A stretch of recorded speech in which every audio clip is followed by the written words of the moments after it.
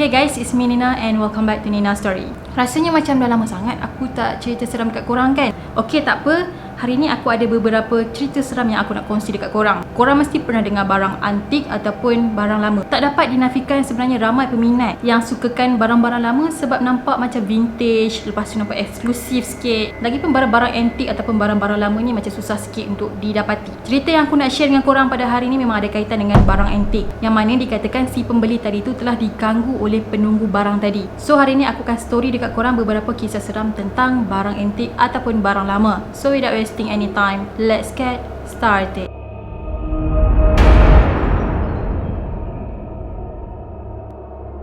Kisah yang pertama ni mengenai baju bandel. Aku yakin ada di antara yang tengah tengok video aku sekarang ni merupakan salah seorang daripada peminat bandel. Harga murah, brand pula kadang-kadang bukan brand yang biasa-biasa, dan kualiti barang bandel tu sendiri kadang-kadang masih lagi berkualiti. Biasanya barang bandel ni memang dari atas kepala sampai ke hujung kaki lah. Cakap je nak apa, nak topi, nak kasut, nak seluar, nak baju, jaket, semua ada. Biasanya apa yang aku tahu, bandel ni adalah pakaian yang reject daripada kilang ataupun pakaian yang pernah dipakai oleh orang. Contohnya pakaian yang orang pernah pakai. Jadi kalau pemilik asal tu dia tak nak lagi baju tadi, dia akan trade in lah. And then pakaian tadi tu akan diproses, dicuci apa semua, lepas tu akan dijual baliklah kepada pembeli dengan harga yang sangat-sangat murah. Jadi ada satu kisah seram yang terjadi kepada seorang gadis lepas dia beli satu hoodie di sebuah bandel di Raub, Pahang sekitar tahun 2017. Cerita seram kejadian ni agak famous juga dan pernah viral satu Malaysia. Ceritanya Aisyah dengan kawan dia ni pergi sebuah bandar di Raub. And then masa jalan-jalan dekat dalam kedai bandar tu, kawan dia ternampak ada satu hoodie yang cantik. So kawan Aisyah ni berkenan sangatlah dengan hoodie tu. And then dia pun decide lah untuk beli hoodie tadi. Tapi kan dekat bahagian hoodie tadi tu ada kotor sikit, macam ada kesan warna merah macam darah. Tapi kawan dia tak kisah pun sebab dia kata lah, benda boleh basuh kan, nanti hilang lah. Dia pun bayarlah hoodie tadi tu dan diorang pun balik rumah. Dah sampai rumah, kawan dia pun ambil lah hoodie tadi tu pun dan basuh, dan memang hilang lah warna merah darah tadi tu. So dia pun pakailah hoodie tadi tu keluar rumah dan pergi OOTD apa semua. Pada satu malam, kawan dia ni telah mimpi seseorang yang cari dia. Orang dalam mimpi tu kata, "Aku nak balik barang aku." Kawan dia pun terbangun daripada tidur. Waktu tu masih lagi pagi dan gelap. So kawan Aisyah ni pun WhatsApp lah Aisyah dan beritahu yang dia tak boleh tidur. So Aisyah pun layanlah kawan dia ni sebab dia rasa kesian. Esok pagi tu kejadian yang sama terjadi lagi, yang mana dia mimpikan orang tadi tu nakkan barang dia. Tapi kawan dia tak faham apa benda yang orang tu nak. Kejadian seram tu terjadi berulang-ulang kali sampai seminggu, sehinggalah kawan dia sendiri dah tak tahan lagi. And then kawan dia pun beritahulah dekat mak dia tentang kejadian tu, dan mak dia lah yang bawa diorang ni pergi jumpa dengan ustaz yang pakar dalam benda macam ni. So ustaz tadi tu pun tanyalah beberapa soalan dekat kawan Aisyah tu. Yang pertama, dia tanya kawan Aisyah, pernah tak pergi tempat yang tak elok masa maghrib? Lepas tu ada tak usik barang-barang orang ataupun bawa balik benda yang tak sepatutnya? And then ustaz tu tanya lagi, awak ada tak beli barang daripada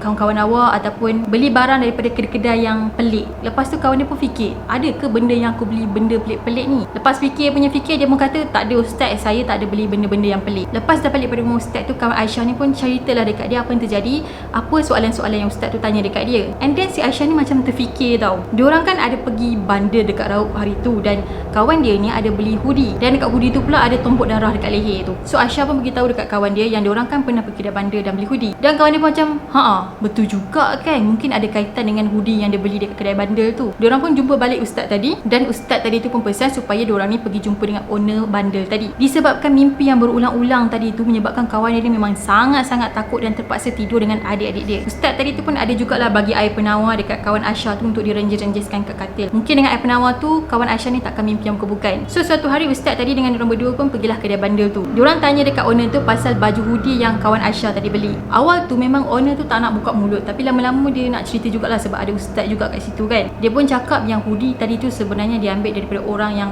meninggal sebab aksiden motor. Lepas dah cerita apa semua, ustaz tadi tu pun pesanlah dekat owner tadi supaya pulangkan hoodie tu kepada pemilik asal dia. Kalau boleh hoodie tadi tu dipulangkan dengan secepat yang mungkin. Dia katakan kawan Aisyah ni seminggu jugalah dia tak boleh tidur sebab dia terfikir yang dia dah pakai baju orang yang meninggal. Dan seminggu jugalah ustaz tadi tu berubat kawan Aisyah, dan lama-lama dia semakin beransur pulih. Sejak daripada kejadian tu, kawan Aisyah ni memang dah serik sangat-sangat nak beli baju daripada bandar.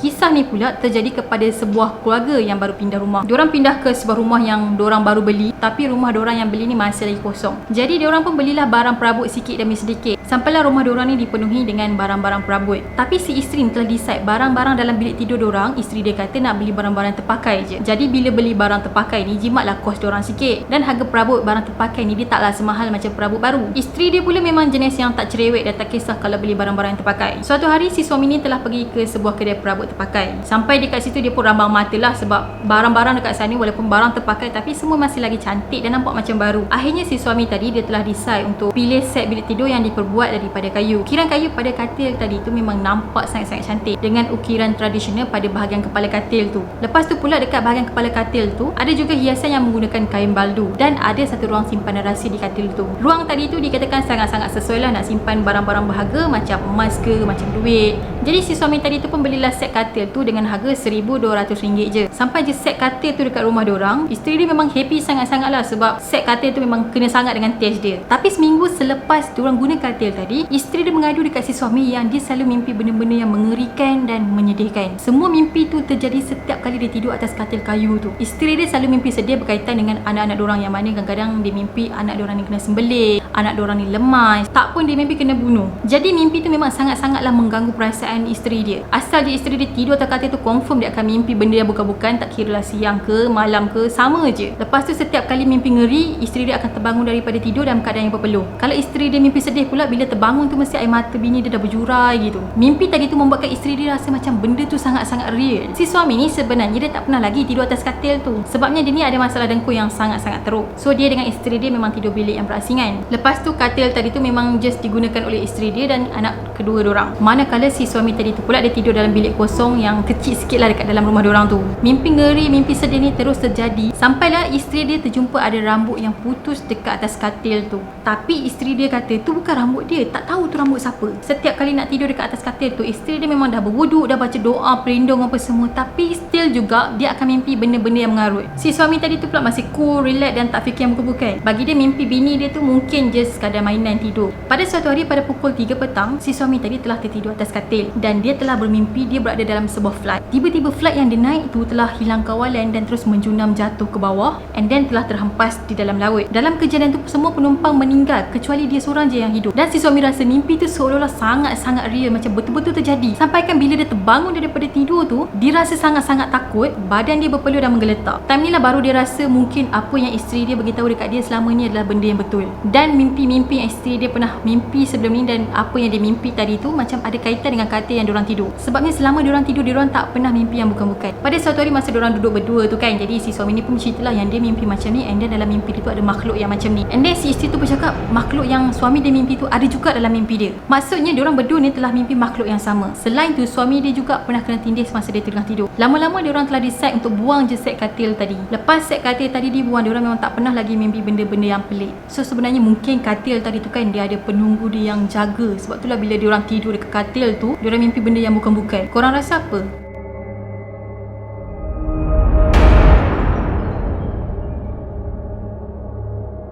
Kisah seram ni pula terjadi kepada seorang lelaki yang memang gemarkan barang-barang antik. So aku gelarkan si peminat ni sebagai Zam. Jadi Zam ni dia memang suka gila lah dengan barang-barang antik. Asal dia nampak benda tu antik je, benda lama, so memang dia akan ambil benda tu, dia bawa balik ke rumah. Jadi Zam ni boleh dikategorikan sebagai peminat yang sangat-sangat taksub lah. Bagi dia barang-barang antik ni mempunyai nilai yang sangat-sangat tinggi dan sukar untuk didapati di mana-mana pasaran. Pernah juga Zam ni dia ternampak satu tempayan yang lama, dia terus pergi ambil, dia basuh-basuh apa semua, lepas tu dia balik rumah dia simpan. So dia katakan dekat rumah dia ni memang banyaklah dengan barang-barang antik. Selain tu juga barang-barang lama contohnya macam dulang tembaga, tepak sirih dan juga duit lama memang adalah dalam collection dia. So Zam ni memang ada banyak sangat barang-barang antik. Sampaikan dah terlalu banyak barang antik yang dia kumpul tu, separuh daripada barang yang dia simpan tu dia pernah jual ke pihak muzium. Jadi ada satu cerita tentang mengenai sebuah almari antik. Jadi dekat kampung diorang ni ada sebuah rumah usang yang dah nak hampir roboh. Pemilik asal rumah tadi tu diorang panggil sebagai Cik Nek. Cik Nek ni pula memang dah lama meninggal dan dia meninggal pun sebab sakit tua. Lepas 5 tahun dia meninggal, rumah yang dia duduk tu memang terbiar macam tu je dan tak ada siapa yang nak jaga. Dalam rumah dia pula memang ada banyak sangat barang-barang antik. Anak-anak Cik Nek ni pula memang tak pedulilah dengan rumah mak diorang tu sebab diorang pun kaya, dah ada rumah masing-masing. Lagipun rumah tadi tu pun dah usang sangat. Jadi diorang ni pun macam malas lah nak ambil tahu pasal rumah lama tu. Zam ni kan peminat barang antik, jadi dia memang nak sangat-sangat lah barang-barang yang ada dekat dalam rumah Cik Nek tu. So Zam tadi tu pun ke rumah Cik Nek tadi dan dia pun ambil lah beberapa barang, contohnya macam tembaga lama yang dah berkarat, kayu-kayu antik dan juga sebuah almari lama. Almari yang dia nak ambil tu memang dah dah lama sangat-sangat, sampai kan dia punya pintu pun dah tercabut. Yang specialnya pasal almari ni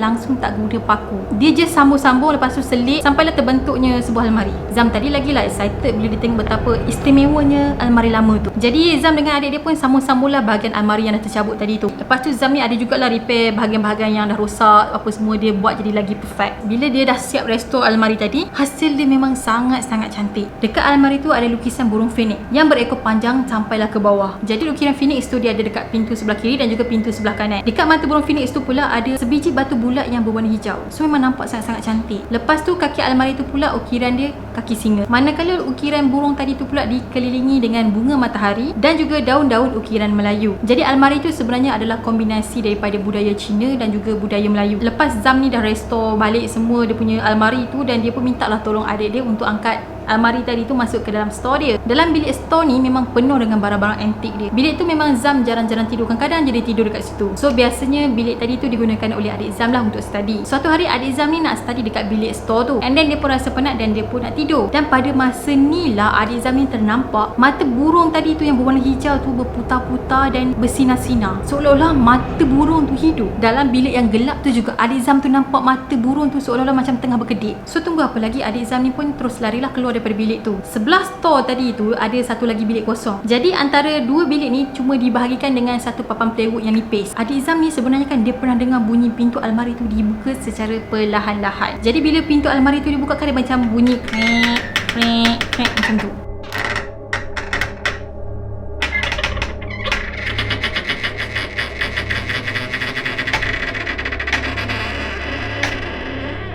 Bunyi pintu almari tu memang sangat-sangatlah mengganggu adik dia sampai adik dia macam susah nak tidur. Selain tu, adik dia juga pernah terdengar ada bunyi orang ketuk dari dalam almari tadi. Dan pada masa tu dia tengah lepak dekat dalam bilik store tu, dan pada masa tu masih lagi siang. So bila dia cerita kejadian-kejadian tu dekat abang sulung dia yang bernama Zam tu, abang dia sikit pun tak percaya. Pada satu hari adik Zam yang nombor 3 pula datang lepak dekat dalam bilik store tu. Tiba-tiba adik Zam yang nombor 3 ni terdengar macam ada orang ketuk daripada dalam almari tu. So tunggu apa lagi, dah bila dengar macam tu dia pun menjerit lah sambil keluar daripada bilik tu. Tapi bila cerita dekat Zam ni, tapi Zam ni juga macam alah tak ada benda lah korang ni, saja je kan. Dia langsung tak percaya apa yang adik-adik dia cerita dekat dia. Pada satu hari Zam ni tengah tidur dekat kawasan ruang tamu. Tiba-tiba dia menjerit dan tercungap-cungap macam orang tengah nazak. Masa tengah meracau-racau tu Zam tu kata okey baik, aku akan hantar balik. Lepas tu Zam tu terus tidur macam tak ada apa-apa. Seminggu kemudian barulah Zam ni sembuh macam biasa. Dan dia pun panggil lah orang muzium datang untuk ambil almari tadi dan bawa ke muzium. Rupa-rupanya almari tadi tu dia ada adik-beradik yang lain. Ada satu almari yang sama macam almari tadi, cuma saiz dia besar sikit. Dan dekat almari yang satu lagi tu ada 4 ekor burung phoenix. Cuma tak pasti siapa pemilik asal almari yang satu lagi tu.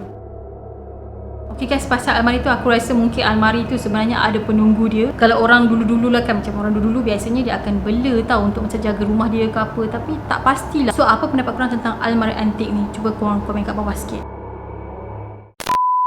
Okay guys, that's it for today. Sebenarnya kan tak dapat dinafikan, barang-barang antik ni sebenarnya memang nampak eksklusif. Dengan dia punya ukiran tu, kadang-kadang tu dengan rupa bentuk dia. Jadi macam benda tu sangat-sangat rare dan susah nak dijumpa pada masa sekarang. Kalau ada pun nak dapat tu memang harga yang sangat-sangat mahal lah. Tapi aku tak dapat juga nafikan ada setengah barang antik ni ada penunggu dia. Aku tak pasti macam mana benda tu boleh ada penunggu. Mungkin sama ada orang buang dekat barang antik tu, ataupun dia je tiba-tiba berkenan dekat benda tu dan dia pergi menempel dekat situ. Mungkin ada di antara korang yang tengah tengok video aku sekarang ni ada pengalaman seram tentang barang-barang lama ataupun barang-barang antik, dan share pengalaman seram korang, okay? And yeah, that's it for today, dan aku harap korang suka dan enjoy. Sebelum aku tamatkan video ni, make sure korang subscribe dulu dan turn on notification, dan jangan lupa juga untuk follow aku di Twitter dan juga Instagram. Kita akan jumpa lagi pada video yang akan datang.